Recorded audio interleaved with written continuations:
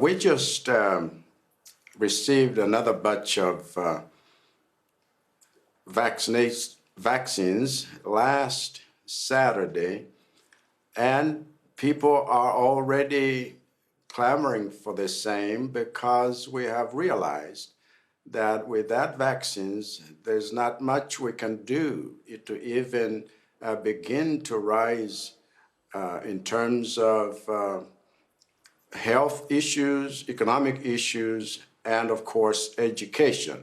So with 1,500 people already dead, and the third wave afflicting many, we need more vaccines, and it's not right for developed nations to sit on millions of vaccines when we need them in Africa and Malawi particularly at this stage.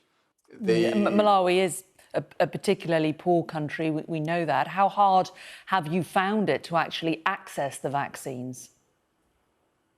It's been very hard through the COVAX facility, and we trust that even the million vaccines given there already, when you look at the huge populations in Africa, it's not right that we could not access these vaccines. Vaccine accessibility and equitability needs to really be looked at seriously, because no one is safe until everybody else is safe. Linked to COVID, of course, is aid, and Malawi has been a country that has received UK aid in the past. We know that the UK is now cutting its aid budget. What impact do you fear that that is going to have in Malawi? We have been assured that that will not affect Malawi's position. And so I'm greatly thankful to Prime Minister Johnson because of that assurance. I know that we do need more aid, particularly in the education sector. And what this particular conference has done is to give us more resolve, because we are putting education at the highest position in terms of investment, so that even in our budget, the sector has received the highest amount of funds to make sure that we have human power resource for the dream that we have of an inclusive, wealthy, self-reliant nation.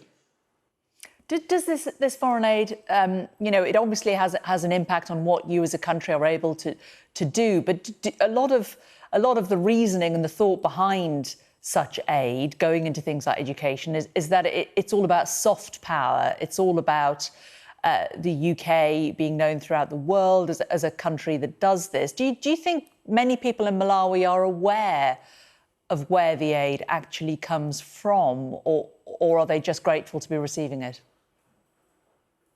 Oh, they are well aware of where that aid comes from, because they get informed and they have access to information in a way that nothing would be done behind any scene. So we are actually grateful. The investment is almost like, I agree with Prime Minister Boris Johnson that this is a silver bullet. Because if we want to make sure that the whole world gets educated, then even those that run away from Africa in search of better places here, illegal immigrants here, usually it's because in their countries there is not much opportunity for education. And so if we can do this, this will solve a huge amount of other problems. How important do you feel is specifically for girls' education? Because it is girls that fall out of the education system much earlier than boys. 42% of girls in Malawi are married before the age of 18, which has now been made illegal. But of course, once they fall pregnant, once they get married, they leave the education system entirely. How are you going to try to reverse that? Well, number one, we have passed legislation to make it illegal for them to get married early. And number two, we want to find ways that will keep them in school for at least 12 years. And this is one of the things that we're doing to make sure that we have infrastructure that is conducive to girls continuing with education. And the community secondary schools that we have built, we want to make sure that girls don't have to travel that far to access education. And therefore, we want to make sure we have girls' hostels by the schools. Teachers are there, readily available, and we take care of them. The girl child has proven to be the one that has fallen victim, particularly in this COVID-19 pandemic context, with sexual exploitation, many of them falling pregnant.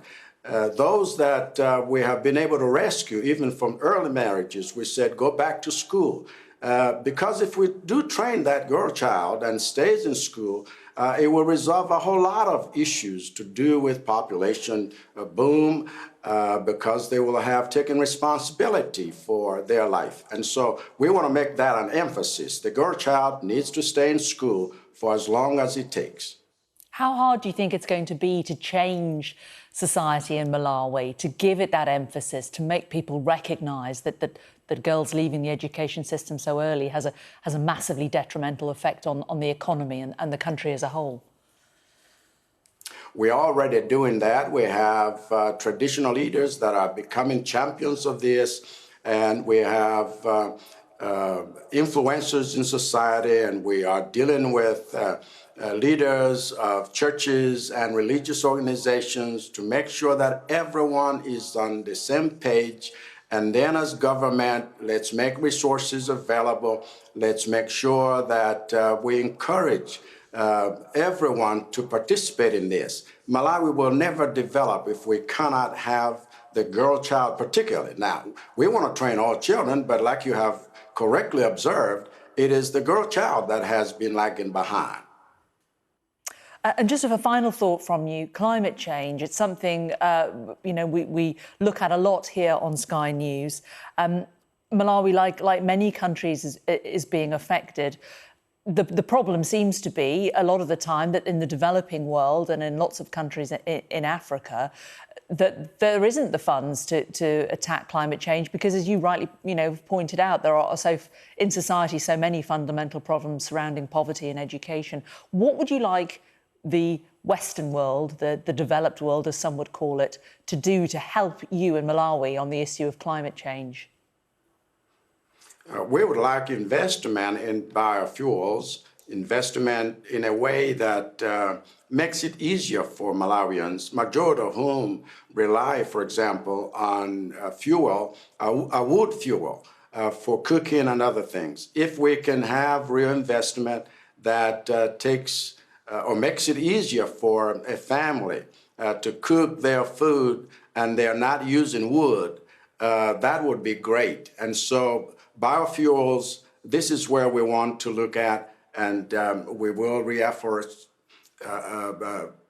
issue cases where forests are being replenished so that we don't lag behind. This issue of climate change has affected us, and irregular rain patterns have affected us badly. But through it all, we are having to take measures where food sufficiency becomes foremost. But we need to make sure that people do have capacity to cook that food, to feed themselves. And so investment in biofuels will be the biggest issue we need now. Interesting stuff. Well, it's been a pleasure to talk to you, Lazarus Chakwera, the President of Malawi. We thank you for your time today on Sky News.